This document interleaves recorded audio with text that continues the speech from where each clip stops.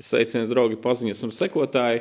Jūsu uzmanībai vēl viens projekts, vēl viens pilnībā pārbūvēts dīvāns. Tātad kāds viņš bija sākumā, to jūs varēsiet redzēt tālākajā video. Patīkamu skatīšanos un uz tikšanos!